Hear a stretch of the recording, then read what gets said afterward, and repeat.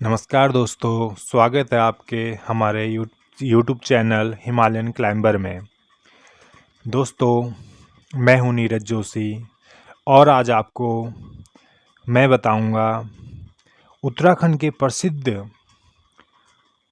जो हमारे भगवान हैं, देवता हैं, गोलू देवता, गोल देवता की जो जिनको न्याय के देवता कहा जाता है, उनकी पूरी कहानी।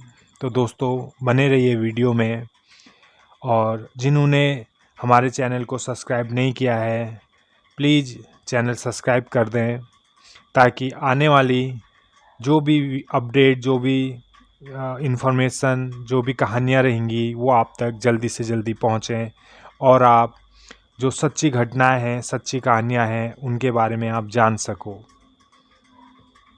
तो दोस्तों, बने रहिए वीडियो में। गोलू देवता आपकी सारी मनोकामना पूरी करेंगे।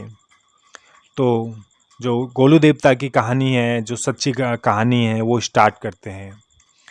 तो दोस्तों, मान्यता है गोलू देवता कत्यूरी वंश के राजा झालूराय के इकलौती संतान थे। झालूराय राजा झालूराय एक न्यायप्रिय और दयालु और तेजस्वी राजा थे। उनकी 7 रानियां थी, परंतु सातों में से किसी की भी संतान नहीं थी। उनको अपना वंश आगे बढ़ाने का बहुत डर था, जिस कारण वो काफ़ी चिंता में रहते थे। एक दिन राजा ज्योतिषी के पास गए और उनसे अपनी समस्या बताई। ज्योतिषी ने उनसे कहा, आप भगवान भैरव यानी भगवान शिव के जो अवतार हैं, उनकी आप तपस्या कीजिए। तो राजा ने भगवान शिव, भगवान भैरव की बहुत घनघोर तपस्या करी और भैरव को प्रसन्न किया। भगवान भैरव ने उनको दर्शन दिए और तपस्या का कारण पूछा। राजा ने कहा, हे प्रभु, आपको सब कुछ पता है, मेरे पास सब कुछ है, 7 रानियां भी हैं, पर किसी की भी संतान नहीं है। मुझे संतान की सुख की प्राप्ति कीजिए। भगवान भैरव यानी जो भगवान शिव के अवतार हैं, भगवान भैरव, राजा की बात सुनकर बहुत प्रसन्न हुए। उनकी तपस्या देखकर बहुत प्रसन्न हुए और राजा को वरदान दिया, मैं तुम्हें निश्चित। भैरव ने कहा, मैं तुमसे बहुत खुश हूँ, मैं तुम्हें अवश्य ही पुत्र प्राप्ति का वरदान दूंगा और मैं स्वयं ही तुम्हारे घर में पुत्र का अवतार लूँगा। आपको आठवां विवाह करना रहेगा। यह सुनकर राजा बहुत प्रसन्न हुआ और भगवान भैरव से पूछने लगा, कौन सौभाग्यशाली स्त्री होगी जिसके गर्भ में जन्म लेंगे। भगवान ने कहा, उचित समय आने पर आपको सब कुछ ज्ञात हो जाएगा, कौन आपकी 8वीं पत्नी होगी।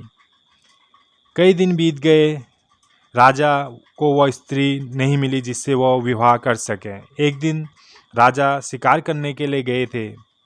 पूरा दिन शिकार करने के पश्चात वो बहुत थक गए थे। उनका पूरा पानी समाप्त हो चुका था। इसलिए उन्होंने सेवक से कहा, आप पानी की तलाश में जाओ। वो बहुत देर होने के बाद सेवक जब नहीं लौटा तो वो भी पानी की तलाश में चले गए। तालाब किनारे पहुंचे, जहां उनका जो सेवक था, सिपाही था, वो बेहोश पड़ा हुआ था। यह देखकर राजा चौंक गया। जैसे ही वो पानी पीने लगे, उनको एक स्त्री की आवाज़ सुनाई दी, रुक जाओ, इन सबको ने यही गलती करी थी। यह तालाब मेरा है, मेरी आज्ञा के बिना तुम पानी कैसे पी सकते हो। वो स्त्री बहुत ही सुंदर थी। राजा उसे देखकर बहुत ही प्रसन्न हुए। राजा ने बताया, वह इस राज्य के राजा झोलूराई हैं, और उनसे पूछा, देवी आप कौन हो। उस स्त्री ने बताया, वो पंच देवताओं की बहन कलिंगा है।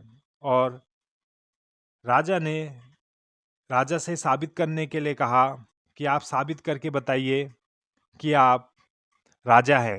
राजा ने स्त्री को प्रणाम किया और स्त्री से पूछा कि क्या साबित करना है।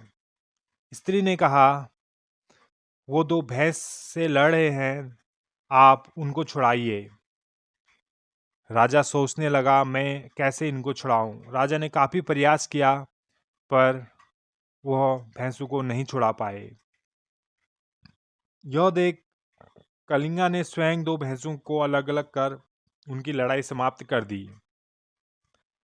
यह देख राजा काफी प्रभावित हुए और देवी कलिंगा को अपनी 8वीं पत्नी बनने को सोचने लगे। उनको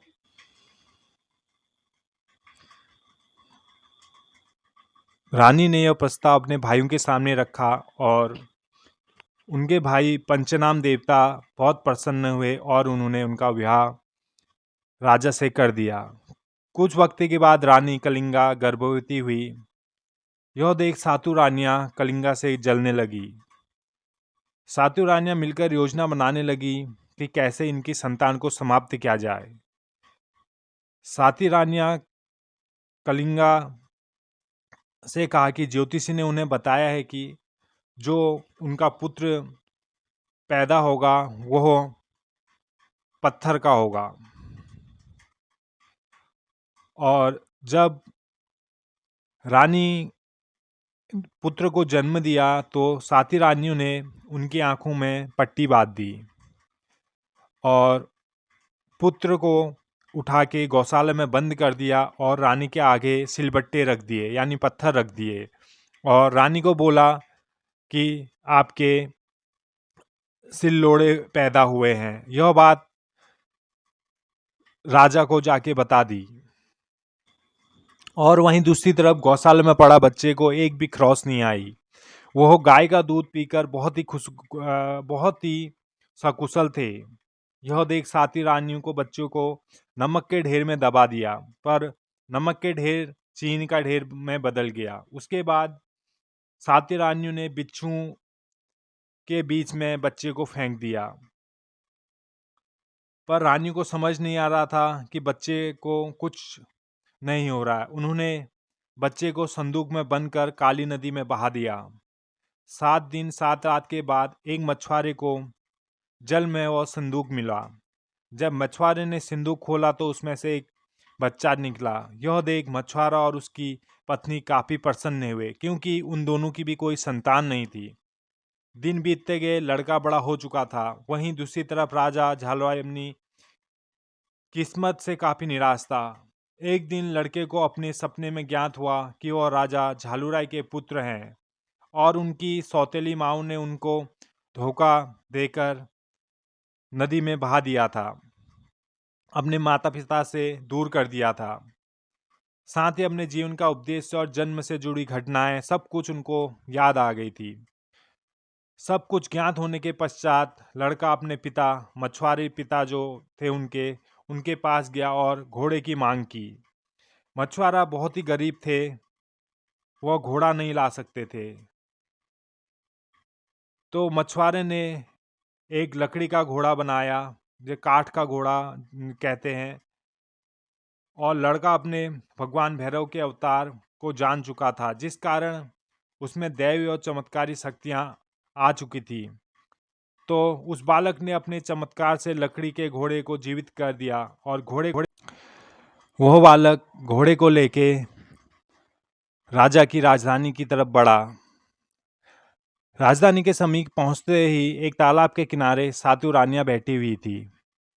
यह देख बालक वहीं रुक गया और उन्होंने घोड़े को वापस से लकड़ी का बना दिया और रानियों से बोला, हटो यहाँ से, मेरे घोड़े को पानी पीने दो। रानियां यह देखकर हैरान हुई कि काठ का घोड़ा पानी कैसे पी सकता है। इसमें से एक रानी बोली, बालक तुम पागल हो क्या? लकड़ी का घोड़ा कैसे पानी पी सकता है? यह सुन लड़का बोला, अगर जिस राज्य की रानी सिलबट्टे को जन्म दे सकती है तो क्या मेरा लकड़ी का घोड़ा पानी नहीं पी सकता?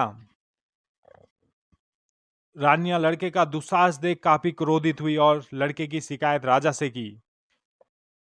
लड़के को पकड़कर राजा के सम्मुख उनके महल में लाया गया। राजा ने लड़के से पूछा, क्या तुम्हें इतना ज्ञात नहीं है कि काठ का घोड़ा पानी नहीं पीता? इस पर लड़के ने कहा, राजन, जब इस राज्य की महारानी एक पत्थर को जन्म दे सकती है तो क्या मेरा लकड़ी का घोड़ा पानी नहीं पी सकता? साथ ही लड़के ने बताया कि वही राजा की इकलौती संतान है जिससे सातों रानियों ने मिलकर मारने की कोशिश की थी। साथ ही भगवान भैरव और राजा के बीच हुई बात को सब कुछ राजा को बताया। राजा लड़के की बातों को सुनकर यकीन कर चुका था कि वही उनका संतान है। साथ ही क्रोधित होकर सातों रानियों को कारावास में डाल दिया। सातों रानियां चीखने पुकारने लगी और रानी कालिंगा और राजा से क्षमा याचना मांगने लगी। बालक के कहने पर राजा ने सातों रानियों को माफ कर दिया। कुछ वक्त पश्चात बालक युवा हो चुका था और राजा जोलुराय के पश्चात उन्हें राज्य का भार संभाला और अपने तुरंत व सही न्याय के कारण उन्हें न्याय का देवता कहा गया। और यही बालक आगे चलकर गोलू देवता, ग्वल महाराज, गोलजू, बाला गौरया, गोलजू देवता और गौरव भैरव जो इन्हें शिव जी का अवतार माना जाता है, इन्हीं नामों से इन्हें जाना गया। दोस्तों, ये थी गोलू देवता की सच्ची कहानियाँ। आपको कैसी लगी हमारी यह वीडियो ज़रूर हमें बताएं। और मैं आपको बताऊं, गोलू देवता का मंदिर जो प्रमुख मंदिर है वो चंपावत में है और फिर आपका अल्मोड़ा में चितई गोलू मंदिर है। उसके अलावा आपका भीमताल में है और उसके अलावा नाना गोलू वो भी अल्मोड़ा में है। तो दोस्तों, आप को कैसा लगा हमारी हो वीडियो ज़रूर बताएं, कमेंट करें, ज़्यादा से ज़्यादा लोगों को शेयर करें। बहुत बहुत धन्यवाद।